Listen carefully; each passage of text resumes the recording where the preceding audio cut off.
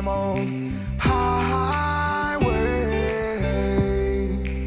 Welcome back to Leading from the Lake House, Leadership Unfiltered. I am Todd Waltz, CEO of Community Impact Organization. And we bring you leadership tips to equip and empower you. And we are real, we are raw, and we get super vulnerable. And today we are here with some leaders from Tharros One. We've got Dominic and Joe. And Tharros One is a nonprofit that does prevention education when it comes to human trafficking and also does extraction and rescue for human trafficking. And so I'll let you guys introduce yourself. Dom, you want to go first? Absolutely. First, want to say thank you for having us. It's a pleasure to be on the show. My name is Dominic Trouts. Came from North Bergen, New Jersey, small town in the city of North Jersey.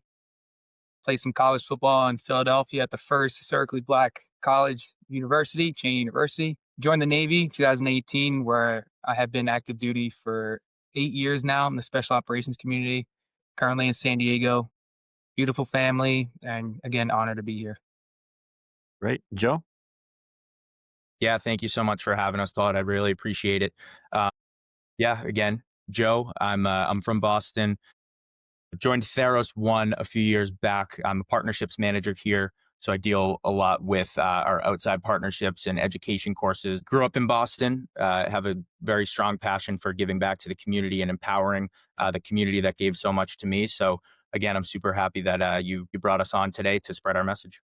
Great. And let's just jump right in because I know what's on the mind of most people. They hear the part about extraction and rescues of those who have been human trafficked. And what can you tell us about what you have been able to do, how you've had a positive impact in rescuing or extracting people? Definitely. Yeah, unfortunately, with this situation, when it comes to rescues and victim extraction, there's a lot that can't be said for victim safety and security measures and things like that. But from a broad, sort of high level perspective here, Tharros One supports victims in different parts of the world. So we're not just based in the United States. We also conduct work in Africa. We're working with a lot of local organizations and agencies to facilitate victim recovery and take these vulnerable individuals out of dangerous trafficking situations. I'm proud to say that we've had a decent amount right now. I don't want to give a specific number of victim extractions that we've played a role in, but with us being a small organization, I'm very proud that we have saved multiple victims from certain situations at this point. So while we're confident in our own abilities to conduct these rescue operations and work with other partners, we deeply rely on certain partners in these parts of the world. Resources are definitely dry in this field of anti-trafficking. We're still learning the ins and outs of safeguarding our operational security for sure. Just to mention Destiny Rescue, who's a very big player in this industry. They're a little bit more open to chatting about victims and operations and things like that, considering their resources for operational security. And like I said, here at Tharros One, we are looking to make a major impact, but that starts with a lot of small and very safe steps and a lot of trusted partners. So while we don't have a lot of specific information at this time, just know we're working on the ins and outs of getting all of that information out to help us grow and to help spread our message. We're very, like I said, very proud of our abilities and what we've done with us being only a few years old up to this point. And we have a lot of confidence moving forward and in the future in supporting larger organizations and hopefully conducting rescue operations of our own. Great. Thank you. And as you can see, I've got my Jeremiah 29:11 hat on. And it's kind of like my signature is always having a different hat. That's actually a scripture verse in the Bible where Jeremiah talks to the Israelites about that the Lord wants to give them hope in the future, and that's the way I look at Tharros One. When you're Definitely. talking about going in and do these extractions and these rescues, you're giving these victims a hope and a future for what can be better for them, and so I think that's really cool. And so when you think about the work that Tharros One does, is there a moment or a story that captures why this matters to you personally? Being in the special operations community, I had the privilege to deploy in multiple countries. I saw a bunch of things that are very questionable overseas. I was put in situations where I have seen human trafficking personally, and the first thing that said in my mind was, well, thank God it's not happening in my hometown or my home field. Returning back to the States, I actually was introduced to how prevalent and how extreme this issue is here in the United States. I have two kids. I live in San Diego. Being right next to the border, you hear horror stories all the time of people losing their children, and right away they're considered runaways. But when you look deeper into the issue, we start to see a pattern of kidnappings. We start to see a pattern of people going missing. It can be little girls or little boys. I have a young son. I have a baby girl, and to think that while I was away in my own hometown, they're at risk. So I put myself in the situation to speak to the founders of Tharros One, and I wanted to know more how I could utilize my skill and experience to help here in the States and help those parents that aren't aware of how ongoing this problem is. It hits so close to home for me because I couldn't imagine coming home or getting the call that's saying, hey, your son's missing. Hey, your daughter's missing. And I wasn't there to protect them. So this is a very personal issue for me in multiple ways, not just for my own family, but for the people I work with, the people in my neighborhood, the town, and those that just honestly don't have the awareness of that this is going on. It's a huge problem. It affects my life every day, work, here at home. And I know, unfortunately, affects others that I don't know. And we here at Theros want to be the people to help them spread awareness, help them change it. And then in the unfortunate event, if it comes to it, save those kids and get them back home. Right. And Joe, what kind of drew you to the work of Tharros One? Yeah, I'm sure we'll get into the roots of Tharros here shortly. But I grew up with Jack, who's the founder of Tharros One. And so he gave me a ton of insight that I never really knew about the world of trafficking. And as for a personal story, I suppose coming out of college, I was pretty much 100% focused on my professional life and starting my career, and focused a lot on what the next 5 to 10 years of my life were going to look like in my career, like I said.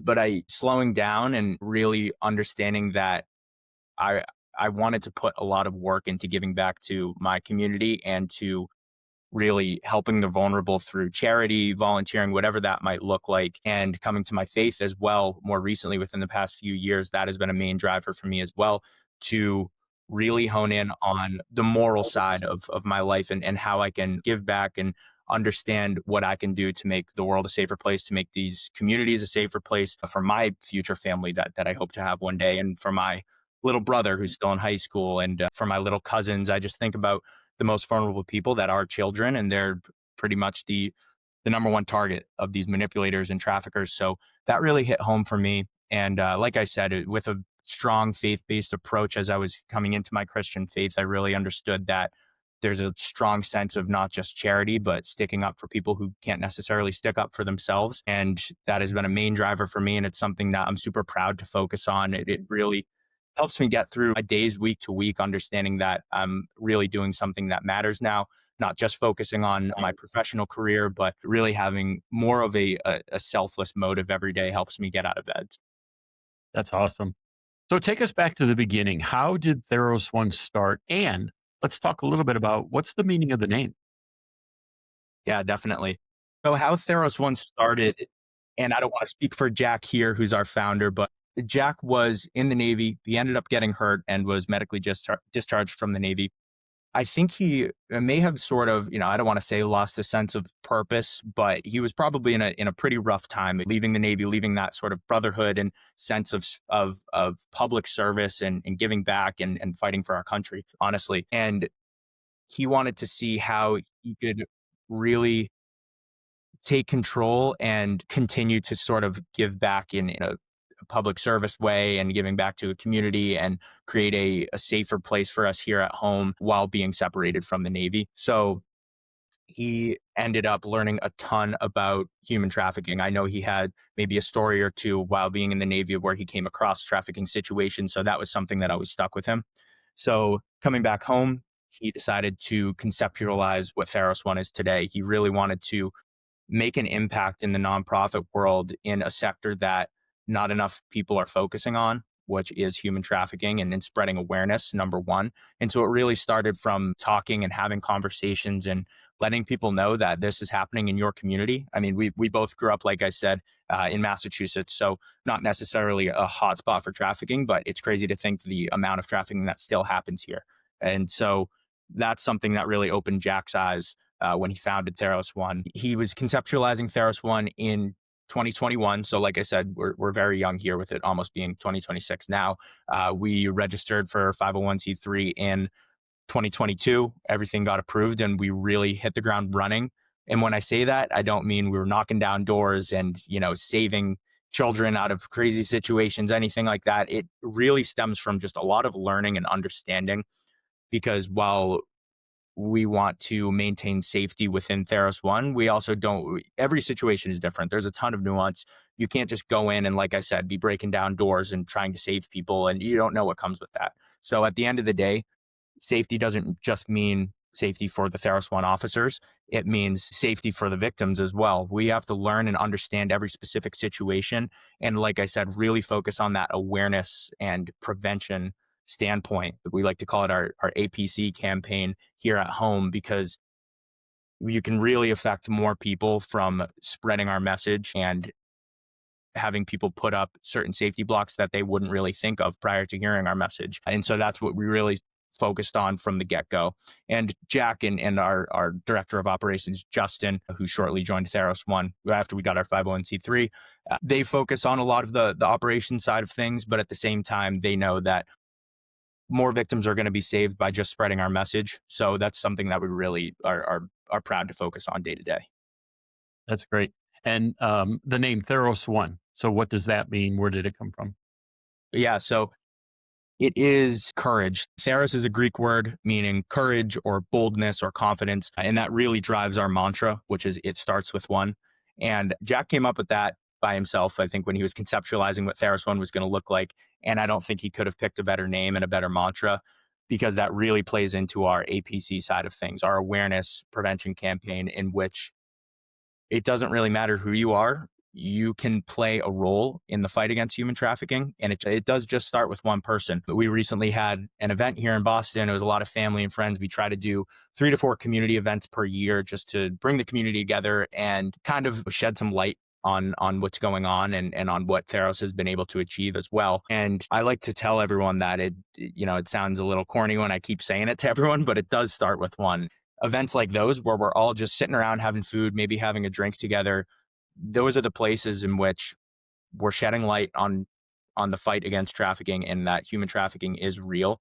And so whether it's a buddy that you met in college or someone you grew up with or a friend of a friend, if you're sitting there and spreading the message to them, which we try to do as much as possible, then that's the one that it has started with. And it truly does start with one, to try to get really closer to, like I said, shedding light on the true message of Tharros and the fact that trafficking is real and it's happening in your hometown.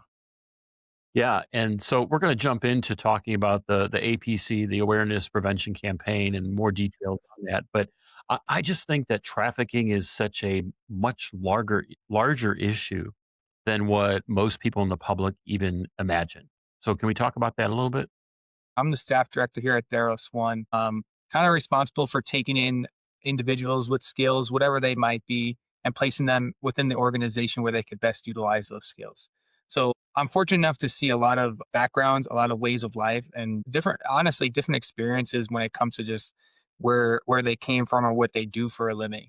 And I notice a common trend in everybody who comes to approach, or everybody we go to teach, is that there's always something different when they say, this is how my experience of human trafficking came about. What we're starting to notice, though, is a lot of the online presence, whether or not it be social media, video games, any type of, you could at Facebook, Twitter, Instagram, Snapchat, anything that has to do with social media or any online hacking, anything you could think of, it's there. That's where we're starting to see the more subtle types of human trafficking, where it's kind of like a grooming, kind of like a setup. These are the type of characters that are in it for the long game. They're looking for the individual that is kind of very unaware, maybe not kind of emotionally attached to themselves, vulnerable positions. These type of people, they attack those that are vulnerable. And then you go up to another situation where it's more in your face. And we start to see camera footage of vans parking behind cars, waiting for people to get out, waiting for that individual to get in their car. And immediately the first thing they do is get on their phone, and they're not aware of their surroundings. So we see it on the cyber side, we see it in the physical side. but we're also starting to see infiltration in airports, hotels, and schools. And that's the biggest, those are the biggest things that we focus on in Tharros is how do we spread the awareness to the top three hotspots for trafficking? And that goes into the more traditional way of how people are aware of it, kind of like the Liam Neeson and the Taken scenes, right? Everybody's kind of thinking that way, but it's starting to turn more into the luring it in technique, especially with our children. My young children are probably more advanced than me when it comes to technology. I'd like to think I'm pretty up to date on it, but they're constantly changing. There's constantly rules. There's constantly new networks that we just can't monitor as parents, as people within the cyber world. It's everything. It just kind of seems like a shortcut to everything. So we need to be on top of what are the trends now today, which are going to be the cyber trends, and then also keep yourself alert on the outside, because like I said, it's happening with technology, it's happening in the physical sense, and then it's happening to the places where people, unfortunately, are the most vulnerable when they don't know the people around them, they don't know the nearest hospital, police stations, and kind of goes back into the traditional taken situation, which we're all familiar of. Yeah, and I think if you look at just generations, like I'll be honest, growing up, I mean, I all the time in the summer would hop on my bike by myself and ride up to the community swimming pool, which was about 3 miles away from the house. Hmm. I couldn't even imagine allowing my child or my grandchild to do that today. And that's, yeah, not to cut you off, that's just the unfortunate reality that we've come to know is even, like I said, here in Massachusetts, a lot of these communities aren't unsafe or anything like that. A lot of kids outside playing but the online presence is so disruptive and so new to this field that it really is scary. And trafficking is happening more often and very far closer to home than most people realize. Even now, trafficking is over a $150 billion industry in the United States. And I think this year reported over 30 million cyber tips. And many of these cyber tips were tied to exploitation of minors. I mean, the majority of victims in these cases were between 12 and 16 years old.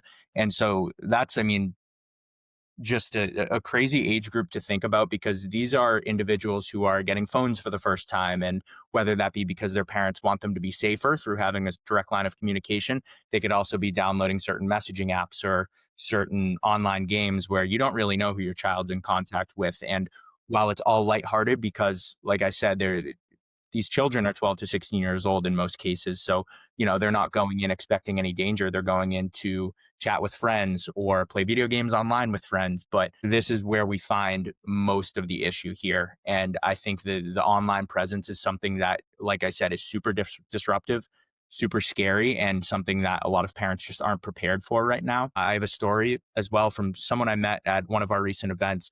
His younger cousin was chatting with people on Roblox, which is a pretty popular game, I suppose, for a lot of children. And essentially, you could be chatting with someone who you think is a friend on a game. And I know we all kind of hear of these crazy stories, but like I said, we're at a local event and it's a friend of a friend, and they're chatting with someone.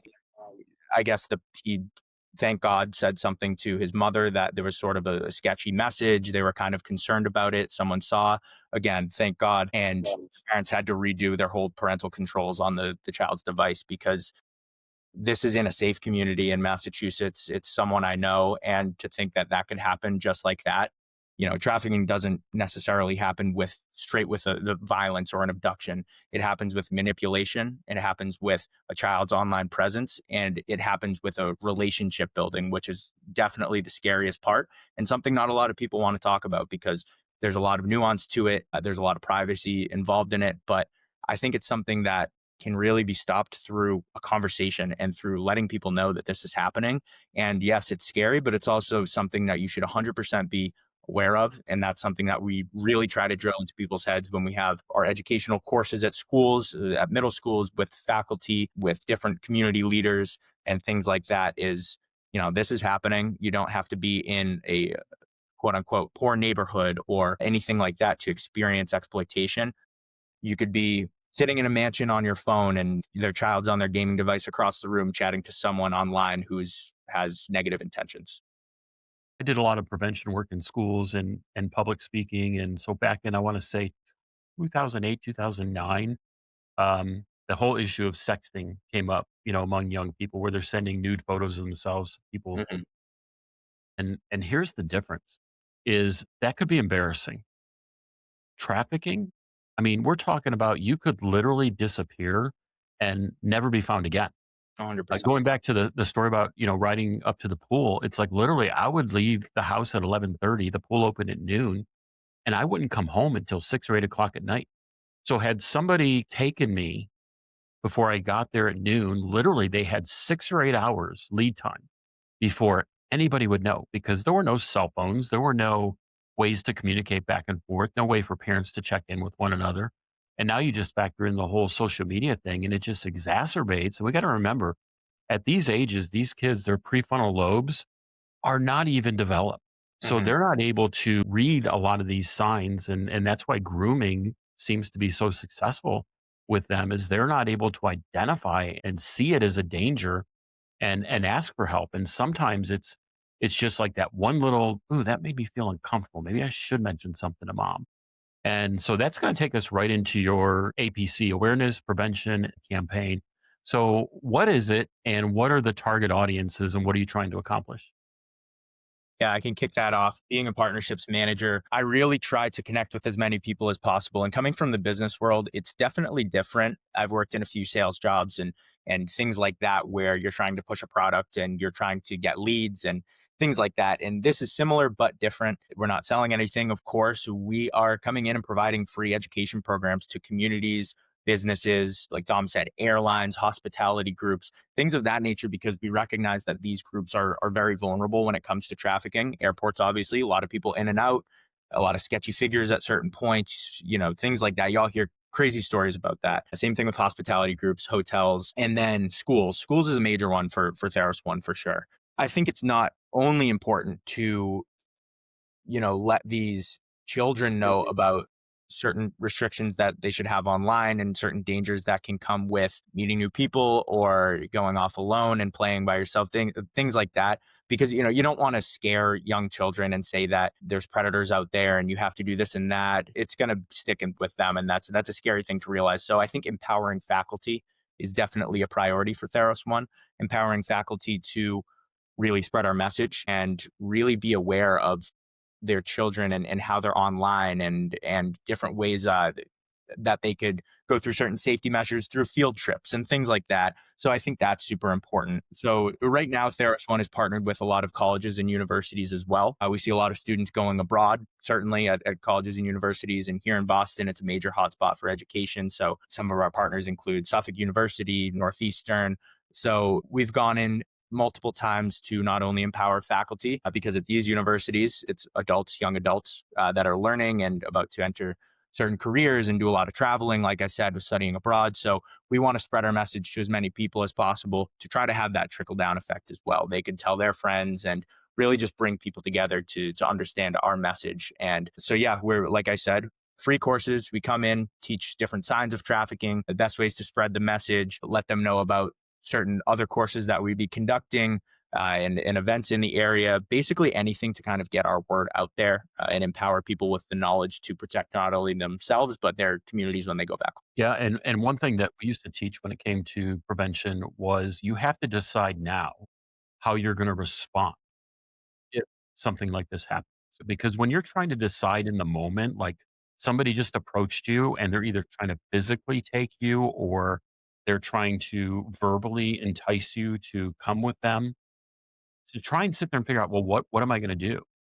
It's going to be too late. You have to know now that if this ever happens, here's the three things I'm going to do. One, two, and three. And it's going to be pretty immediate like that. And, for example, like I just saw online, it's amazing sometimes how social media must be spying on us because, uh, you know, I had this podcast set up and then all of a sudden today on one of my feeds, it popped up with somebody talking about human trafficking. And it was a mom that was in a Kroger store, grocery store, and two men were following her and her young son around for like a half hour and she was getting very nervous. And so she asked a Kroger employee to walk her out to her car. And these men followed her. And then she started recording them on her phone, thinking, oh, I got their license plate, I got their face and all that. And the story went on that even after she stopped recording and got in her car, that these men were still following her like around the corner when she's driving. And the whole point was, okay, don't waste your time with the grocery store employee. And what good is a video on a phone if they take you and your son and your phone? It's not 100%. gonna help. And So what you definitely. could have done is called 911 and say, I have these two suspicious men that are following me and my son around, and I'm very concerned. And that's what I mean when you're trying to decide in the moment about what you're going to do now that you're feeling very uncomfortable. You're a lot of times not making the right choices.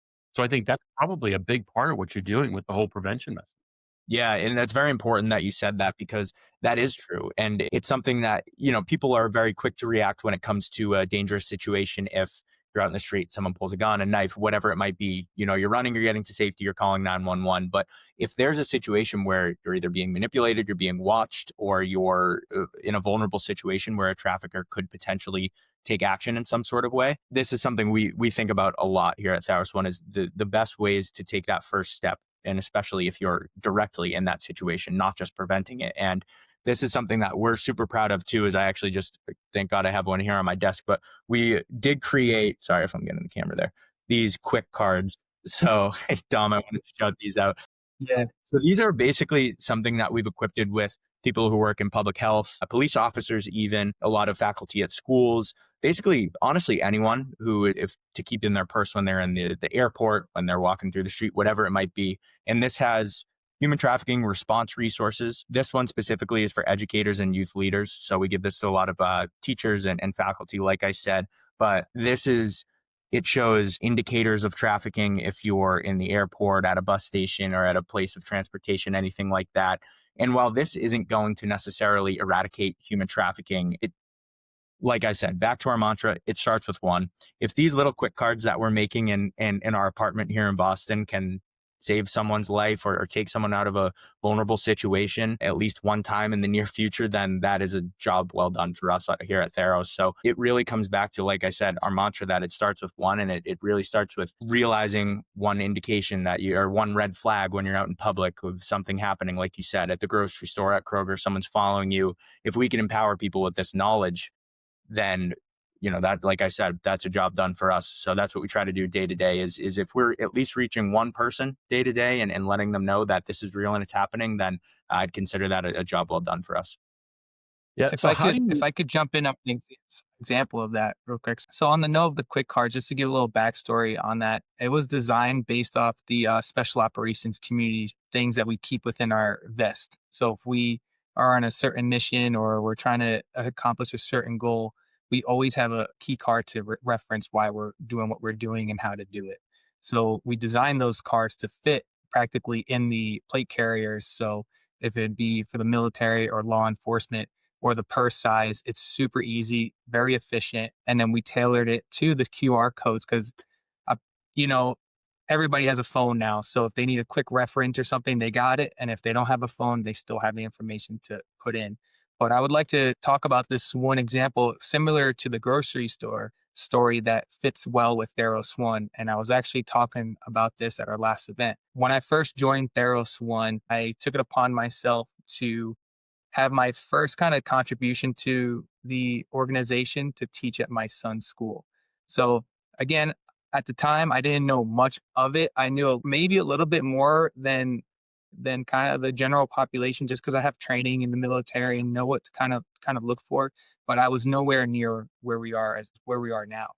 So I went into my son's school and I asked them point blank, hey, what is your guys' procedures on kidnapping and human trafficking when it comes to the children? And the secretary, very disappointed, looked at me and she said, we don't really have one. We'll just shut the doors, lock the doors, and call the authorities. So my first official training given was to my son's school.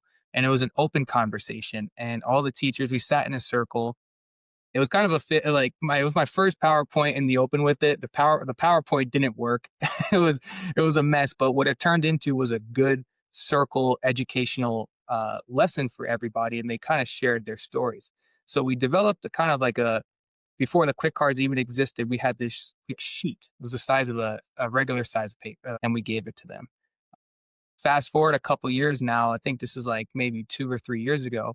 I'm signing up my daughter for school.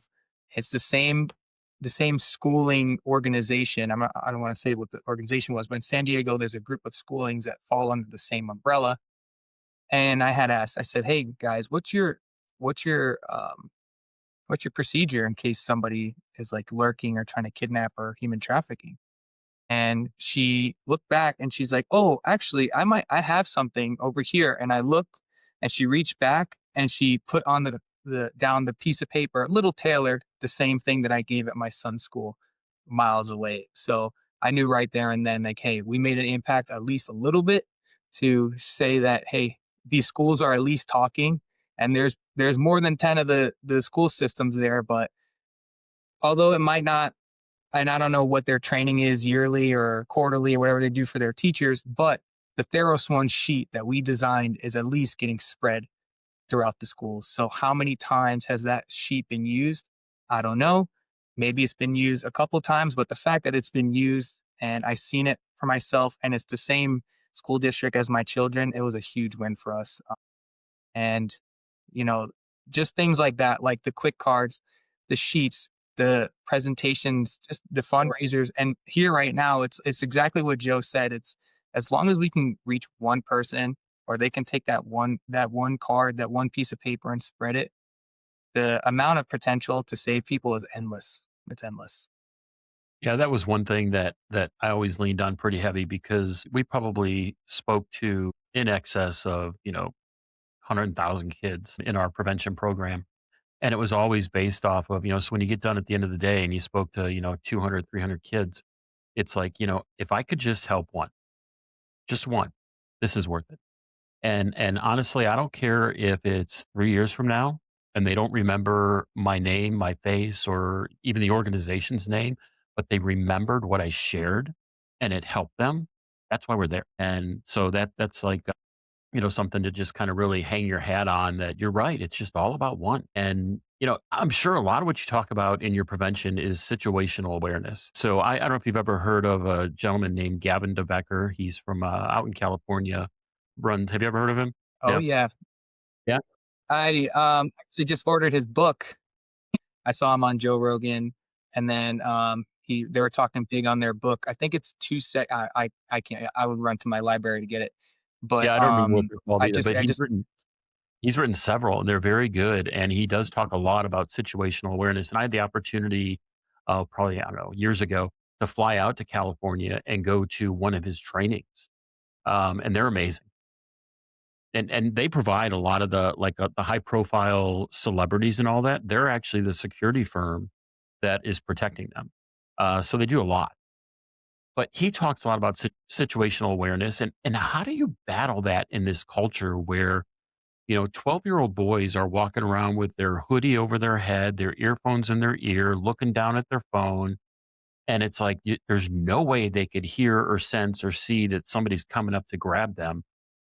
What do you do about that? And how do you present that as you're talking to these parents and these children and other people? Yeah, I think a big thing is, there's no way to prevent everything when it comes to that because children, even myself, when I'm out walking, I might have my headphones in. I might be looking at my phone doing something for work. And then I put my phone away. And next thing you know, I'm 2 streets over and I'm like, what am I doing? And so I think that happens to everyone sometimes. And that's definitely something that we've thought about here at Tharros One. And I talk to Jack, our founder, frequently about situational awareness and what that looks like for children, especially being in public and things like that. And a lot of what it comes back to at the end of the day, because like I said, there's no getting rid of that. There's no making sure that everyone can be fully aware 100% of the time. Everyone's different, but a big thing is trusting your gut. And it might sound like, I mean, everyone's heard that before, but reacting early and not late and trusting your instincts because it's classic saying better safe than sorry, and that's something that unfortunately being in the anti-trafficking movement for the past few years I've seen that not happen. I've seen what can happen if you aren't aware and if maybe it's something embarrassing and you don't really want to like trust your gut because you feel weird in a situation, but you're just going to put your head down and kind of just keep sitting on that subway when someone's looking suspicious or keep walking towards the person in the street at night even if they're looking suspicious because you don't want to turn around the other way. But really, they say trust your gut for a reason. And again, better safe than sorry, because if you're feeling like something's not right, something's feeling sketchy, it's always better to pull yourself out of that situation than to gamble with it at the end of the day. So that's something we come back to. Yeah, and I think people need to understand, if they haven't heard it before, that that's the part of your brain that is quickly analyzing what's going on. It's not analyzing exactly what's happening or what the danger is. It's just sending that alarm that something's not right. And you need to listen to that and run or do something to get away from it. Don't sit there and try to figure out. And Gavin DeBecker talks about in his books where we as humans start to doubt ourselves. You know, did I really hear that? Or did I really see that? I don't think I really saw that. And it's like, well, don't doubt yourself. Go with your gut, go with your instinct, because that's what's going to save you. That's what's going to protect you. So I think that's great. And so one of the areas, that in a nonprofit that I ran, we 15x'd in like less than 5 years during COVID. And one of those things that helped is we partnered with a large number of faith-based organizations. And so let's talk about, what is your strategy there working with faith-based organizations, churches, and so forth, because that also has to be an audience, whether it's a youth group or a Mhm. parents group, or even just general, congregants of a church, that this is something they need to hear. I have grandchildren, but even me to know what I should be looking for. That if I'm out at the mall or I'm out at the grocery store, I'm anywhere in public, and I'm seeing something. What are those things I should be looking for, so that I can make sure that at the very least I can help somebody in some way. That's definitely very important, and to myself as well, because my road in joining Tharros One and really my driver every day definitely comes from my faith. And I've chatted with certain leaders in the faith community that I'm a part of. And, we have QR codes at our church and at different places in our community because our church really, I live in a smaller community outside of Boston, and the church really knows everyone, and everyone kind of goes to the same church. It's a great smaller community. Luckily, they've understood our mission and our message. And yeah, that's something that like I said, it really drives the ethos of Theros One. I like to say that it shapes our heart, our tone, and our commitment. Mine personally, for sure. And that's something that I think of day to day when I'm thinking of who's vulnerable in these trafficking situations and spreading our message and really getting rid of that nuance when it comes to trafficking and letting people know about our message overall. And for prevention, it definitely grounds me in the belief that everyone has inherent worth, and understanding that means we approach education with compassion rather than fear-based messaging or anything like that. And we focus on empowering people, restoring a sense of agency, and essentially calling all of these faith communities to protect the vulnerable, because like I said, it starts with one and you can do your part. Yeah, I mean, every life carries value and purpose, and at the end of the day, that's what matters most. And I think my faith really boosts that side of my life in giving back to not just my community, but like I said, spreading the message as far and wide as possible. Yeah, and give us a couple of the red flags before we dip out of the prevention side of things. What should I be looking for in things that I see out in the public? I just want to start off by saying this topic, although it is heavy, we're not encouraging people not to enjoy their daily lives. We understand that this is a huge issue. It happens everywhere. But part of what these people want to do is install fear into the communities, into the faith of our people, and just create chaos. Although a lot of it is geared towards money and the marketing and the sex trafficking side, the labor trafficking side, it all comes down to just stirring up chaos and destroying the peace and our faith. So we encourage everybody to continue to live their lives, live the best version of themselves for them and their families. But some of the key things that we look out for is, if you're an example, if you're suspecting a child or a teenager that is in the process of being trafficking, look out for signs of distress. And what we mean by distress is they're not giving up their name, the person that they're with is talking for them, they're giving very vague answers. There's some hand signals, and it kind of depends on the situation or area you're in, depending on what kind of signals they're calling. But a common one is the thumbs tucked into the hands. If you're talking to a girl or a young boy or whoever, and they're talking to you and giving you the signs of the hands, that's a key indicator. Any type of tattoos, there's special tattoo markings. Some examples would be dollar signs. Dollar signs in certain areas mean this person is for sale, or it's a trademark in saying that the person is able to be sold or has a price, is what we like to determine on it. And then for just as you mentioned Gavin DeBecker, and I had to look up the book. It's The Gift of Fear and Just Yeah. 2 Seconds.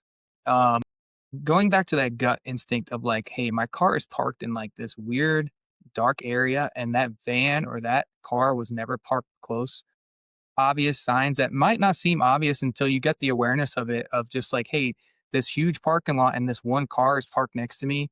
Kind of can tell you right there. They are crafty and like where you are, and a lot of people are advancing, like I said, on the cyber side and in the local area. So just doing the due diligence of, hey, I have 15 minutes. Let me not scroll on Instagram, or let me not go on YouTube, and just see the trends in the area. See where the hotspots are that people are getting kidnapped, people are reporting abuse, people are reporting some signs like, hey, the target down the street. So far, 8 kids have been missing since 2023. Maybe we start to notice some things in our area. We need to do our homework as well. But yeah, tattoos, big signs of a person talking to you and just being overall distant, just not having a full on conversation, very limited to what they say, and that person or the people around them talking for them. Those are probably the biggest indicators of what we're looking for. Right. Yeah. And at the end of the day, it's control. If you're at an airport, you see someone controlling someone else's ID or their money or any sort of personal documents, if they're rarely allowed to go anywhere alone. And it's like I said, trusting your gut in that too. It's seeing that, hey, that looks a little weird. This person just presented their ID for this other person that seems capable. And if the other person maybe seems a bit disheveled or distressed, like emotionally torn. And those are things we can pick up on as human beings. And so, like you said, it's all about being aware. And then going back into our other point, it's better safe than sorry. If you see something like that, call the trafficking hotline, because they would rather pick up a tip and it be nothing. And, at least at the end of the day, you did your good deed. You saw something weird and you reported it and it was nothing, but hopefully small percent chance that it is something. Then you might have just saved somebody's situation, and you might have just done a very good deed for the day. And so that's something that we like to say too. And we've heard stories of this with people who understand the Tharros message, and something clicks in the back of their mind because they went to one of our events. They heard an anecdote from one of our officers or volunteers, and they thought, hey, you know what? I've been educated on this. That does look a little weird. Normally, I'd say, whatever, carry on with my day. But I'm going to call the trafficking hotline just in case. 1 out of a million chance that this is something that is a trafficking situation and that person is a victim. Hopefully, this saves them. Yeah, that's great. What is the number one industry on why somebody would traffic another human? The number one industry, correct me if I'm wrong, Dom, but it's labor trafficking. Yeah. So a lot of people, when we talk about human trafficking, they immediately go to the prostitution and the sex realm. However, human trafficking happens in some large areas, and I'll give you an example here in California. We have a lot of foreigners and people who come into the country looking for work. I mean, that's in California, it's everywhere. So a typical way that someone gets trafficked in that sense is, hey, I have some work opportunity. I'll pay for your visa. All you have to do is earn me X amount of dollars, and then we'll get the process started. Well, X amount of dollars, once that person is here, turns into a bigger X amount of dollars, and so on and so forth. And to the point where now this person is not only working for me basically for free, or living in these conditions that I'm supplying, which aren't very well, in the basement, in a warehouse. Think of like sweatshop operations. They are now forced to be maneuvered and put in situations that maybe they do need to turn into the prostitution, or maybe they do need to turn into the sex work. But it all started with the labor side of things, and it can go into any type of labor, clothing, farming, telephone communication. So some of those scammers, or the people that you think are scamming your people, are you're blowing up your phone when you get potential scam in your call logs. That could indeed be some type of labor trafficking organization. So anything to earn a dollar, I know it's easy, and I know it's more terrifying to hear the sex side of it and the prostitution side of it. But unfortunately, if you drive a little bit north or a little bit south from San Diego, it's right there in your face. And that could be anywhere: Massachusetts, New York, Miami for sure. It's everywhere. So labor for sure. Yeah. Well, let's take a dive here in our last few minutes and talk about when you say rescue and victim extraction operations, what does that generally involve from a high level perspective? Yeah, definitely. So a lot of what Theros One focuses on, and like I said, there are a lot of different security measures that are involved. So we'll keep it high level for sure, like you said. But I think, as not to speak for everyone, but I know sort of our vision here in the future and what we really are a grassroots organization and built on the idea of holistic and sustainable prevention of trafficking. And what I mean by that is we want to take that holistic approach in understanding the victims and understanding every situation is different and trying to find the root cause of trafficking rather than just going in, knocking down doors and having that 1-to-1 ratio of operation victim saved. We really want to create an open conversation and an open understanding that, like I said, every situation is different. So much nuance comes with it. And for the ultimate safety of every victim in trafficking, there has to be a sustainable approach to it. We can, at the end of the day, partner with a million organizations, get so much funding, and conduct rescue operations and save a child or save 10 children, save 10 people from whatever situation. But at the end of the day, if they're just going to be put right back in a vulnerable situation to go right back into trafficking, then what good has it done? And that's not to take away from a lot of these organizations that are doing these large scale rescue operations, because I'm sure they have these things in place and it's a net positive at the end of the day, of course, to conduct any rescue operation. But Theros One's approach and our sort of different approach here is to understand the victim and to understand what's best for them to keep that sustainability involved when we extract them from a vulnerable situation. So we have a lot of plans in the future for sure. And like I said, I mean, I know we didn't get into this much yet, but none of us here at Tharros get paid. This is all volunteer based, and we haven't gotten any large donations, any or significant donations, any big grants from the government or any corporation, anything like that. This has been 100% grassroots, us putting in hours every week to really understand trafficking and tie it back into that holistic and sustainable approach. While, of course, we are open to and working on gaining grants in the future and gaining large and recurring donations in the future to carry out a lot of these projects. It's been amazing really seeing what we've done in the past few years with the amount of money we've been able to raise just from community events. We hold one big gala every year that board members help us put on. But we do have a dream team, I like to say, because like I said, we're all doing this out of pure hope and pure understanding that we have the same goal. And like I said, not taking a check from it. And we have no plans to right now, but we really just want to get things done. And we really just want to, like I said, create a hopeful future for a lot of these victims. And so far, it's been great. And it's been a great learning experience as well. But I know we veered off from the initial question there, but I did want to mention that again, we're all volunteer based. We all do this out of pure passion and understanding that we have an end goal in mind, and that's why I think we've created a dream team. Well, and if people want to get a hold of you, whether that's to schedule a, prevention awareness or to have you come speak to their group or to make a donation, how do they do that? How do they reach out to you? How do they connect with you? Yeah, go right to our website. So it's Tharros.one. We have ways to donate. We also have certain research projects there where you can understand more about trafficking. There's an email on there to reach out to, but we're always taking on new partners. We are very small right now, looking to expand. We have a lot of people willing to volunteer, which is awesome. I'm super proud of that we've built this community where everyone's always texting me, "Hey, we're looking to help out. We really want to help out. We want to jump in and volunteer." We have a lot more than we need right now. So we're really hoping to gain some funding and expand and try to create more work for us. Honestly, I'm ready to work. I did Dom, you're itching to do a lot more, I know, and so are the rest of our officers. So Tharros.one, buy a t-shirt, buy a hat, everything goes back into the organization and the fund to help us do what we're doing.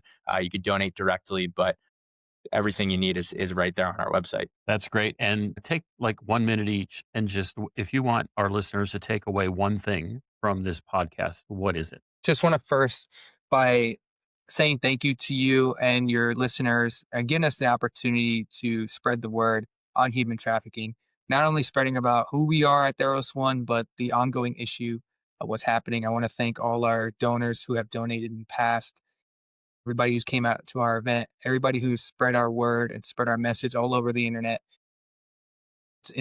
it's absolutely amazing to see what we have done and the lives we've saved with the little amount that we've been given. And we all have full-time jobs. Like I said, I'm active duty. We all have certain obligations in life, but we, as the directors here, put in plenty of work when we're outside. So just know that if you plan to donate or if you have donated, every dollar is being used to the good to save these children. But if there's one thing that I want to emphasize in this podcast and in this show today is that it only starts with one. If this is your first podcast or if this is your 100th time listening, all it takes is one time to notice and hear about this issue and for you to change the world, because now we've given you the opportunity to show you who we are, to find the resources that are completely free, that we're more than willing to help out and look into us, because you listening to even this part, even if it's a snippet, it takes that one snippet for you to hear about human trafficking.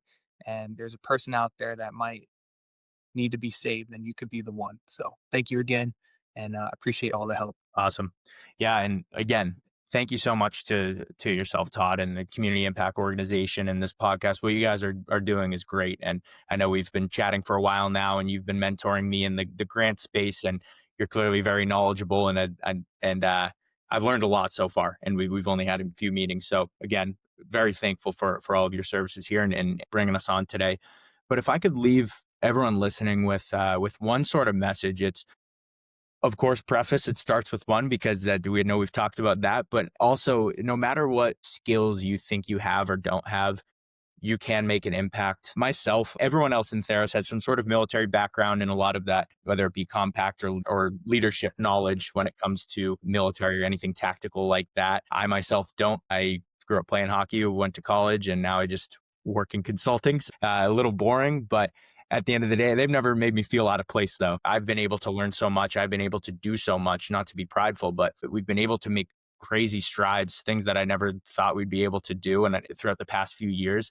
And like I said, I'm just a kid who grew up playing hockey, work a normal 9-to-5 job. I never had any military background or anything like that. But because of the team we've built, I've been able to learn so much, and so can you. I met a lot of people at our last event who were like me, that just work normal jobs and kind of just go on day to day, focusing on their professional life, which is great. But at the end of the day, if you feel inspired by our message, you can make just as much as an impact as any one of us through learning, through experiencing, and through spreading our message. So that's what I'd like to leave with everyone. That's great. And, I don't know, but, what I've seen in the NHL, I don't know, hockey could qualify a little bit as some combat experience. Maybe not myself. I definitely lost more fights than I won. Well, great. And I encourage everybody, go out to Tharros.one and support these guys. You're doing great work. You guys are doing the stuff that's good, right, noble, true. And I just admire you for that and just encourage you. So that brings us to the conclusion of our episode today. So we will see you next time at the lake. Life's not over, we're just changing lanes, and we're a few years older, but we're driving down the same old highway.